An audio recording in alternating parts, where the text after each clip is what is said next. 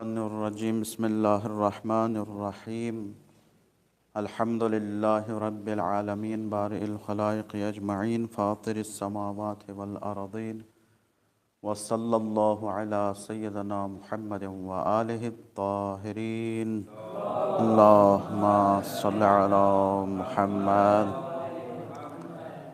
نماز گزاران عزیز، سلسلہ بحث نہج البلاغہ خطبہ نمبر 20 ہے۔ اس کے ذیل میں مولا کائنات کے ان جملوں کی طرف اشارہ کیا تھا جس میں آپ نے ارشاد فرمایا تھا کہ تمہیں سب کچھ دکھایا جا چکا ہے، سب کچھ سنایا جا چکا ہے اور ہر ایک چیز کے بارے میں ہدایت کر دی گئی ہے۔ بس تمہیں دیکھنے کے لیے چشم بینا کی ضرورت ہے، سننے کے لیے گوش شنوا کی ضرورت ہے اور ہدایت پانے کے لیے قلب سلیم کی ضرورت ہے۔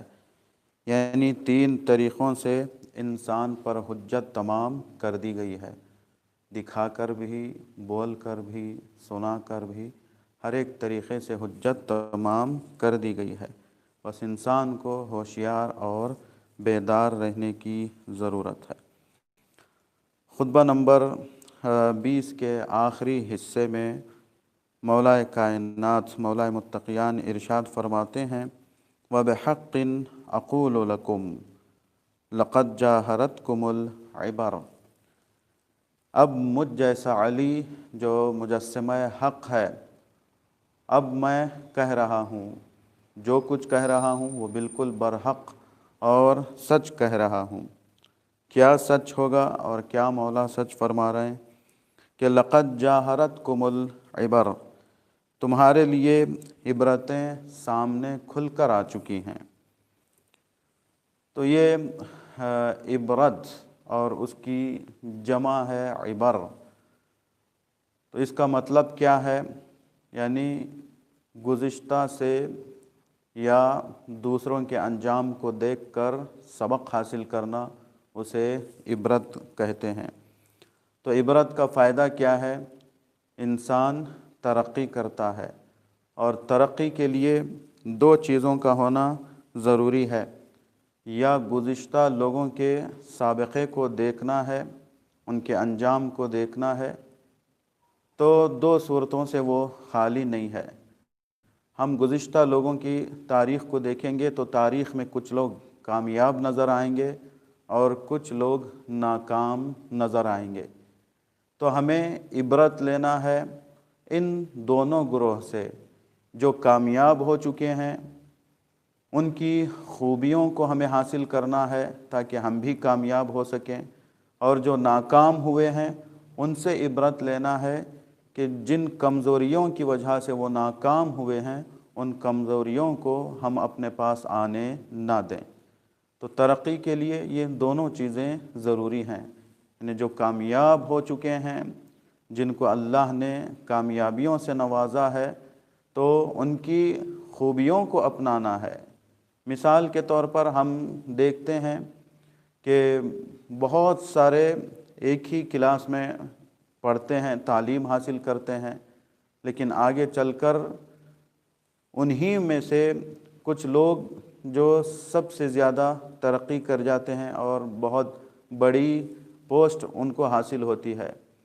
تو وجہ کیا ہے بھائی؟ ایک آدمی نے اتنی بڑی پوسٹ حاصل کی ہے اسی کلاس میں، اسی دوستوں کے درمیان رہ کر، اور کچھ لوگ باقاعدہ طور پہ وہ بھی جاتے ہیں، کتابیں وہ بھی پڑھتے ہیں، لیکن انہیں پوسٹ حاصل نہیں ہوتی۔ تو کیا اللہ نے جو کامیاب ہوئے ہیں ان کو 24 گھنٹے کے بجائے 30 گھنٹے دیا ہے؟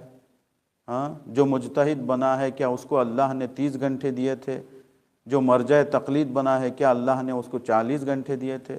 جس طریقے سے 24 گھنٹے ہر مخلوق کے لیے ہے، ویسے ہی اللہ نے ان کے لیے بھی۔ تو پھر کیوں اتنا کامیاب ہو گئے؟ اس کی وجہ یہ کہ انہوں نے وقت کا صحیح استعمال کیا، وقت کا استفادہ کیا، وقت کو غنیمت سمجھ کے اپنی عمر کو برباد ہونے نہیں دیا، تو وہ کامیاب ہوئے۔ تو ان سے درس لینا ہے، ان کی خوبیوں کو اپنانا ہے، اور جو بالکل ناکام ہو چکے ہیں تو ان کی وجہ اور علتیں ڈھونڈنا ہے کہ وہ ناکام کیوں ہوئے۔ تو ان کی کمیوں کو، ان کی کمزوریوں کو ہمارے اندر آنے سے بچانا چاہیے۔ تو بہرحال آخرت کو سنوارنے کے لیے بھی بہترین عبرت کا مقام انسان کی موت ہے، جیسا کہ مولا متقیان ارشاد فرما رہے ہیں۔ اچھا، شاید کبھی ہم نے عرض کیا تھا کہ یہ لفظ موت جو ہے یہ خود ہمارے لیے بہت بڑا پیغام دیتا ہے۔ جو لفظ ہے نا موت کا، 3 حرف اس میں پائے جاتے ہیں، میم، واو اور تا، یہ خود ہمارے لیے بہت بڑا درس دیتے ہیں۔ میم ہمیں بتاتا ہے کہ مرنا ہے، ہاں، واو ہم سے یہ کہتا ہے کہ وقت پر مرنا ہے، تے ہم سے یہ کہتا ہے کہ تیاری کر لو۔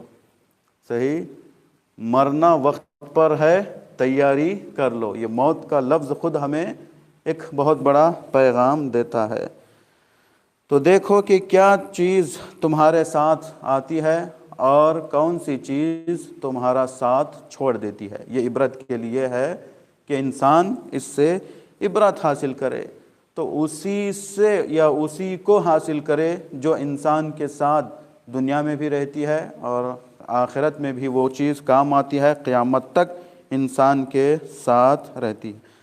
اچھا، تو کیا عبرت کی جگہوں میں سے، جیسا کہ کل ہم نے اشارہ کیا تھا مولا کائنات کی حدیث وَكَفَى بِالْمَوْتِ وَاعِظًا، سب سے بہترین عبرت، سب سے بہترین وعظ و نصیحت خود انسان کی موت ہے۔ یعنی کیا ہر مرنے والا یہ پکار پکار کر ہم سے کہتا ہے کہ تمہارا انجام بھی یہی ہے نا؟ ہر جنازہ، ہر مردہ ہمیں یہ آواز دیتا ہے کہ آج میں جا رہا ہوں، کل تمہاری نوبت ہے۔ ہر مردہ یہ پکار پکار کے کہتا ہے۔ بس مردے کی زبانی ایک شعر مرحوم علامہ ذیشان حیدر جوادی رحمۃ اللہ علیہ خطبہ نمبر 21 کے ذیل میں ارشاد فرماتے ہیں، بہترین شعر۔ مردہ ہم سے کیا کہتا ہے؟ جنازہ جب ہم لے کر جا رہے ہوتے ہیں تو اس جنازے کے اندر، اس تابوت کے اندر رہنے والے میت کی آواز کیا ہوتی ہے؟ وہ کیا ہم سے کہتا ہے؟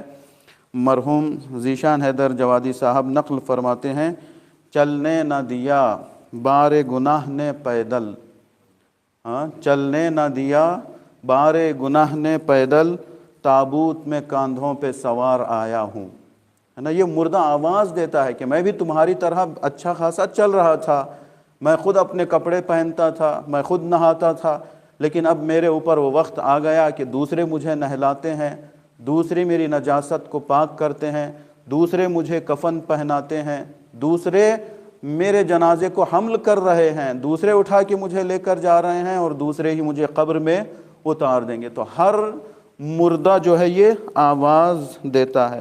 تو بار گناہ یعنی کیا؟ گناہوں کا بوجھ۔